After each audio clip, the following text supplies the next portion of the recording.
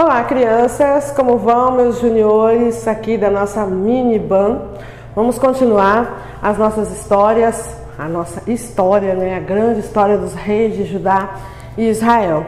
Eu trouxe aqui novamente o nosso livro dos reis de Judá e trouxe também novamente o nosso livro dos reis de Israel.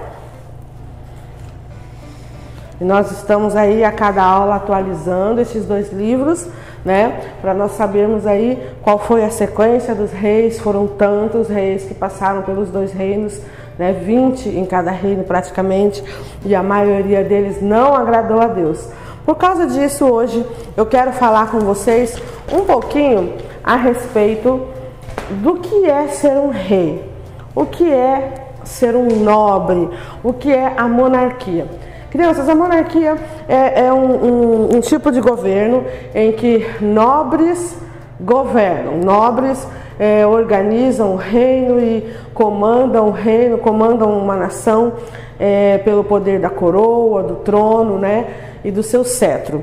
Esses, inclusive, são as joias da coroa. Eu coloquei aqui, né, que é a coroa, o trono, o cetro, o manto e o anel do rei são aí símbolos, né, físicos, mas também símbolos abstratos de representação da nobreza. A nobreza na nobreza existem aí vários títulos, né? Uma hierarquia. E eu quero só passar um pouco sobre esse assunto com vocês, lembrando aí um pouco da matéria de história, né? Talvez vocês gostem desse assunto ou não, talvez tenham visto na escola, mas é bem importante a gente lembrar que, na verdade, a nobreza, a realeza, não começa aqui na terra, ela começa lá no céu. Deus é o rei dos reis, ele é o todo-poderoso, onipotente, onisciente, onipresente, como nós vimos, né, os três atributos principais de Deus, as três qualidades de Deus, e Deus é o rei dos reis, o rei de todo o universo. A nobreza, a realeza começa lá no céu. Os seus súditos são os anjos, arcanjos, serafins, querubins e nós, finalmente, seres humanos aqui na terra, não é? E o povo de Deus, como nós nos lembramos aí, já estudamos aí para trás, passou por vários períodos. O período dos patriarcas, lá no início de tudo, né? Depois do dilúvio. Aí veio o período dos juízes, que nós também estudamos. E esse povo, depois de serem libertos da escravidão e de se organizarem como nação, pela terra ali que Josué reconquistou, eles queriam ter um rei também, como os outros povos em volta tinham seu próprio rei. Eles não estavam satisfeitos de serem súditos apenas do rei dos reis, de serem organizados e comandados pelo rei do universo. Eles queriam ter um rei como os outros povos, as outras civilizações vizinhas também tinham. Então, Deus concedeu a eles o pedido deles de terem um rei. O primeiro não foi nada legal, que foi Saul. O segundo foi o melhor de todos, que foi o rei Davi. Aí o terceiro, que nós sabemos que foi Salomão, já foi bom, mas nem tanto assim. E as coisas foram declinando. Alguns reis foram bons, outros mais ou menos, mas a maioria não agradou a Deus. Não agradou a Deus o tempo todo e não foram bons exemplos de reis. Porque rei, né, precisa ter aí algumas qualidades que eu quero mostrar aqui para vocês. Mas antes dessas qualidades, eu quero lembrar a vocês os títulos de nobreza que existem. Eu tenho aqui várias coroas no nosso quadro e quero lembrar a vocês que o título de nobreza mais alto que existe é o título de imperador. Imperador, ele pode comandar mais de uma nação, ele comanda um conjunto de nações. Assim como o Império Romano ia conquistando países e nações e terras, comandava todos eles com braço forte e um imperador comandava aquilo tudo. Depois do imperador, aí sim vem o rei. Olha só. O segundo título de nobreza que existe é o rei, que comanda uma nação dali do seu trono, né, com seu exército, sentadinho com seu cetro, né, comandando. E depois dele vem o príncipe. Príncipes e princesas são filhos dos reis. Nós somos príncipes e princesas, filhos do rei que está lá no céu, rei, imperador de todo o universo. Depois vem esse título aqui que a gente quase não ouve falar, ó, infante ou infanta. Na verdade, são os outros filhos dos reis e rainhas, mas que não é aquele principal sucessor ao trono, herdeiro do trono. Porque geralmente os reis tinham muitos filhos, né? O principal, que era herdeiro do trono, sim, eram chamados de príncipes. Mas depois vem os infantes. Depois disso, nós vemos aqui o próximo título de nobreza, que é o arquiduque. Olha só, quem já ouviu falar nesse título de nobreza? Depois do arquiduque, ainda vem, sabe o quê? O granduque. Depois do granduque, aí sim vem o duque, os duques e duquesas, né? Um país que é comandado pela monarquia tem todos esses títulos de nobreza aqui. Aí depois do duque vem o marquês e a marquesa, né? Depois então vem o conde e sua esposa condessa. Aí então vem o visconde e uma viscondessa. Quase terminando os títulos de nobreza, então vem o barão com a baronesa. E vocês acreditam que ainda existe um tal de baronete? Olha só, baronete. Depois de barão vem o baronete. E ainda existem dois últimos títulos de nobreza que não são tão grandiosos assim, mas também são títulos de nobreza que em países onde a monarquia impera, principalmente na Idade Média, né, nos tempos bíblicos, não tinha todos esses títulos aqui não. Aí vem então o cavaleiro e também o escudeiro. Todas essas pessoas com esses títulos faziam parte aí da nobreza, iam aos grandes bailes, às festas, aos castelos e conviviam ali na fartura do rei da nação em que eles conviviam. Mas para ser um rei precisa ter algumas qualidades e muitas dessas qualidades os reis de Israel não tinham. Um rei precisa, antes de tudo, ser honesto. Honesto é aquele que não faz falcatrua, que não toca no dinheiro que não é seu, é aquele que sempre fala a verdade. Um rei de verdade deve ser honesto. Um rei de verdade deve ser bom também de comunicação, ou seja, ele deve saber falar com o seu povo, falar bem, saber se comunicar, saber ser entendido. Nem todos os reis de Israel tinham essas qualidades. Um rei deve ter confiança no que ele mesmo pode fazer. Ele não pode ser inseguro, ter medo de fazer as coisas. Tem que ter confiança e também pessoas de confiança ao seu lado. Um rei deve ter criatividade para reinar. Assim como um presidente, um prefeito, um governador precisa ter essas qualidades. São qualidades de um grande líder para que ele possa organizar o seu reinado, né, o seu país, ou até mesmo a empresa em que ele organiza, um pastor que pastoreia. São qualidades de um grande líder, essas que eu estou dizendo aqui.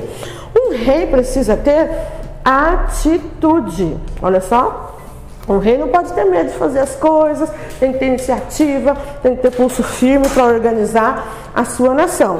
Um rei tem que ter coragem, não pode ser como o rei Acabe, que foi disfarçado para a batalha com medinho de morrer. Um rei tem que ser corajoso. Um rei tem que ter com o seu povo compromisso, né? Ele tem que ter palavra, tem que cumprir aquilo que promete, assim como os políticos prometem e não cumprem. Reis, né, que são líderes, são políticos também da antiguidade e alguns países até hoje existem, eles precisam ter compromisso com o seu povo. Um rei deve ter, sabe o que, crianças? Abnegação. Nossa, que palavra difícil, tia Michele, o que é isso? Abnegação é aquele que se entrega, né? Que dá a própria vida pelo seu povo, como o rei Jesus Cristo fez por nós. Ele se abnegou, ele se entregou, ele foi altruísta, pensou mais nos outros do que em si mesmo. Um rei se entrega pelo seu povo, pela sua nação. Um rei precisa ter humildade. Ele precisa admitir quando erra, saber pedir desculpas, né? Não é que ele vai se humilhar, mas ele tem que reconhecer quando erra. E ter bom humor também, nem sempre ser aquele rei carrancudo, bravo, né? Ditador. Um rei precisa ter intuição. Essa intuição vem aí da inspiração dada por Deus, do Espírito Santo, o discernimento das coisas certas. Ele tem que pensar, acho que é isso, acho que é aquilo, e não ficar esperando ali sem saber exatamente o que fazer.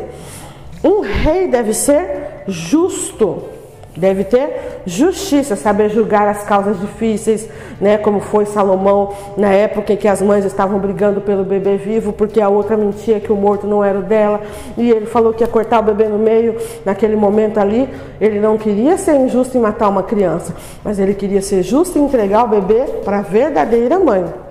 Um rei tem que ter voz de comando, deve saber lidar com seus comandados, com seus liderados, deve saber delegar funções e trabalhos. Essas são características de um bom pastor, de um bom líder, de um bom patrão, líder de célula, líder no trabalho, um professor, um diretor de escola, um presidente de uma nação. E são qualidades de um bom rei. Isso aqui, ó, muito difícil ter todas essas qualidades. E os reis de Israel, na maioria das vezes, não tinha nenhuma dessas qualidades, ou quase nenhuma delas. Por isso, ia tudo de tão mal a pior. Tudo estava tão difícil para Israel e para Judá, principalmente Israel, e as coisas estavam aí ficando cada vez piores, tá bom? A coroa é um símbolo que os homens usam como um símbolo de poder desde a antiguidade, quase desde as cavernas, né? Eles usavam esse símbolo na cabeça para ele se diferenciar dos outros, mostrar que ele era o líder, que ele tinha maior estatura, que sobre a cabeça dele estava a autoridade sobre o povo. Então a coroa é o símbolo maior de poder, por isso os reis usam, e até no reino animal, os adornos, os enfeites sobre a cabeça demonstram autoridade. Os animais que têm o maior chifre, né, comandam os seus bandos. Os leões, os bichinhos que têm juba, aqueles que têm a maior juba também demonstram autoridade sobre o seu bando. Então o adorno sobre a cabeça demonstra e simboliza a autoridade máxima. O trono é o lugar onde a autoridade máxima se assenta num lugar mais alto. Do lado de cima ele pode ver tudo e comandar todo o seu reino, toda a sua nação. E ali ele está assentado, ninguém tira, o lugar é dele, a cadeira é dele. Esse é o significado do trono. Assim como o cetro, né, que é aquele cajado que o rei segura de ouro, cheio de pedras preciosas, é um símbolo de que ele aponta o caminho. O cajado ele usa para poder mostrar para onde vão. É o cajado que ele usa para apontar quem ele escolhe.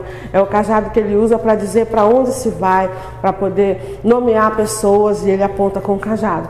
Então também é um dos símbolos da sua autoridade que ele usa para apontar aquilo que ele deseja conduzir, tá bom? O manto é um símbolo de proteção. O manto sobre o rei, no dia da coroação, ele recebe a coroa, ele recebe o cetro, ele se senta no trono e ele também é coberto com um manto, com uma capa de rei. Esse manto demonstra que ele tem a proteção de Deus, a proteção divina, né? Durante toda a história aí, os reis foram considerados escolhidos por Deus para governar nações. Então o manto demonstra que ele está protegido por Deus e que ele está ali para comandar e ser protegido pelo seu povo, porque o exército protege ele, Deus protege o rei, e aquele manto simboliza esta proteção do seu líder maior. E também nós temos o anel. Todo rei recebe um anel. Esse anel ele usa para poder selar suas correspondências, para poder marcar as pessoas, os documentos. E quando ele também quer delegar um pouco do seu poder a outra pessoa, ele tira o anel do seu dedo e coloca no dedo daquela pessoa que ele confia, né? Como foi feito com José, que recebeu do faraó o seu anel para poder comandar ali e ser o segundo no reino, sendo um grande governador.